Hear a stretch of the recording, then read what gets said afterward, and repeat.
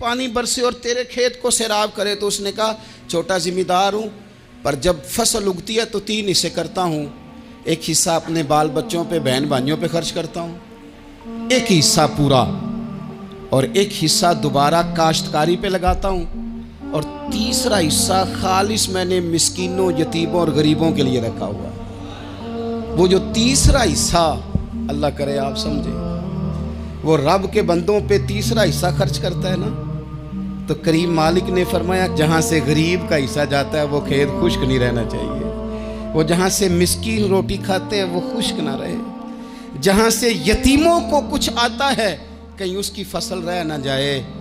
میں اور آپ بھی اگر اپنے مال میں مسکینوں، یتیموں، غریبوں کے حصے رکھ لیں گے تو فصلیں خشک نہیں رہیں گی، ان کے اندر تازگی آئے گی، نور آئے گا، کرم آئے گا، خاص کر خدا کی رحمت برسے گی، مدد اللہ سے چاہیں، اپنی توجہات کا مرکز رب رسول کی ذات کو بنائیں، پھر آپ محسوس کریں گے کہ بڑی جلدی اللہ تعالیٰ کی مدد آنے لگی ہے۔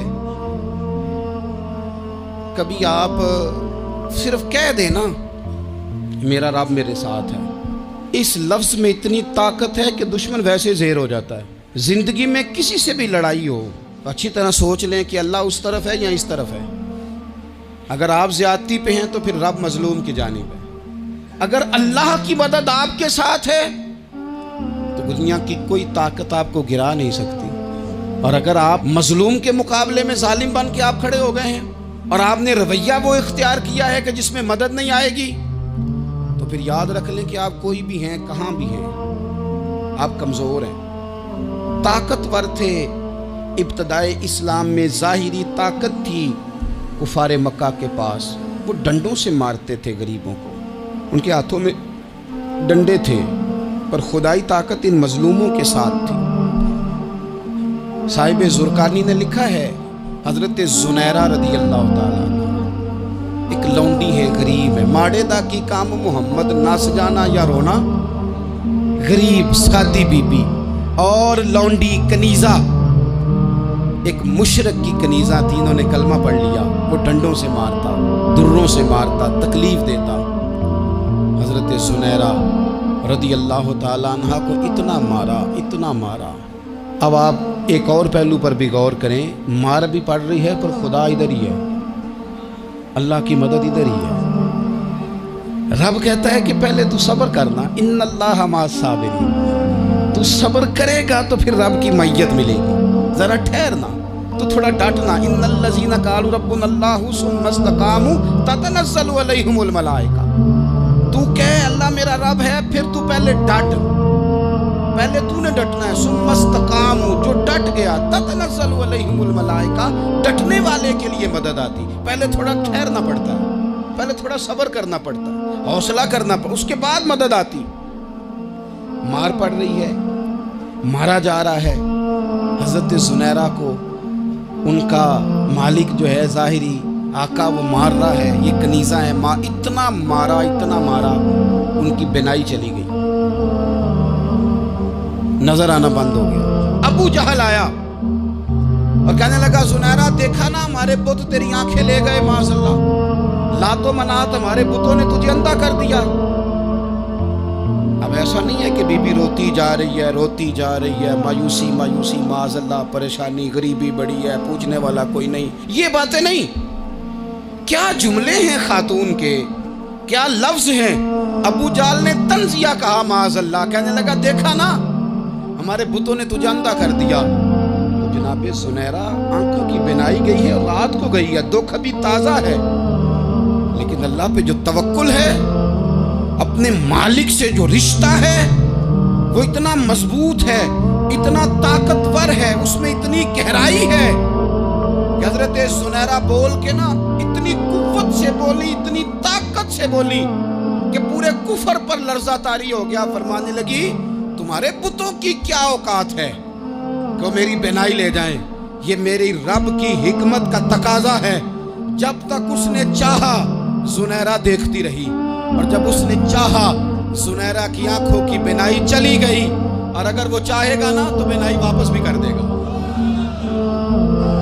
اگر ہو ذوق یقین پیدا تو کٹ جاتی ہیں زنجیریں، اگر وہ چاہے گا تو دی جائے گی۔ حضرت زنیرہ نے رات کو یہ لفظ کہے، ابو جہل اور سارے کفار ڈر کے سن کے چلے گئے۔ آپ اطمینان سے آ کے بستر پہ سوئی۔ جب سویرے اٹھی تو اللہ نے آنکھوں کی روشنی واپس کر دی۔ آنکھوں کی اب چھڑی پکڑی ہے، بازاروں میں گھومتی ہے، کہتی ہیں بلاؤ کدھر ہے تمہارے نات و منات، دیکھو میرے رب نے روشنی واپس کر دی۔ آ کر میرے ساتھ ادھر آ، ستمگر ہنر آزمائیں، تو تیر آزما ہم جگر آزمائیں۔ بیمار لوگوں یاد رکھو، کہہ دیا ڈاکٹر نے کہ تو بڑا بیمار ہے، تو بڑا کمزور ہے، یہ ہو گیا وہ ہو گیا، تو ڈاکٹر اپنے علم کے مطابق بات کر رہا ہوگا تو وہ جو میرا رب چاہے گا۔ کمزور ہو جانا، پریشان ہو جانا، تکلیف میں آ جانا، پتہ نہیں بات ہو گئی ہے تو جانے کیا ہو جائے گا۔ اپنی زندگی کے اندر اپنے رب سے رشتہ مضبوط کریں، رسول کائنات سے رشتہ مضبوط کریں، اللہ والوں سے رشتہ مضبوط کریں۔ حضرت زنیرہ نے پیغام دیا کہ زندگی میں جو جینا چاہتے ہیں تو وہ رب کا نام لے کے جی سکتے ہیں، جو اپنی زندگی میں خوشیاں دیکھنا چاہتے ہیں تو رسول اللہ کے نام پر خوشیاں دیکھی جا سکتی ہیں۔ توکل کی بنیاد پر بندہ خوشیاں لے سکتا ہے، اور اگر انسان میں توکل نہیں ہے تو پھر وہ اس کالے جادو سے بھی ڈر رہا ہے، وہ نیلے سے بھی ڈر رہا ہے، وہ پیلے سے بھی ڈر رہا ہے، وہ فلانے سے بھی ڈر رہا ہے، وہ میرے خلاف فلانا رشتہ دار سازش کر رہا ہے تو ڈر رہا ہے، فلانا میرے بارے میں یہ کر رہا ہے تو ڈر رہا ہے، وہ پتہ نہیں دنیا ادھر ہو جائے گی تو کیا ہو جائے گا، اٹھ باندھ کمر کیوں ڈرتا ہے، پھر دیکھ خدا کیا کرتا ہے۔ تو اس ساری گفتگو کا نچوڑ آپ کو یہ عرض کیا ہے، سب سے پہلے تو یہ کہ میدانوں میں مدد بھی اللہ کی، رزق میں مدد بھی اللہ کی، فصلیں خشک ہوں تو مدد پھر بھی اللہ کرے، تو پھر ساری مدد، اور اگر انسان بیمار ہو تو پھر بھی مدد اللہ کی۔ اپنے اللہ کی جانب توجہ کو بڑھائیں، آپ اللہ سے مدد کے سوالی بنیں۔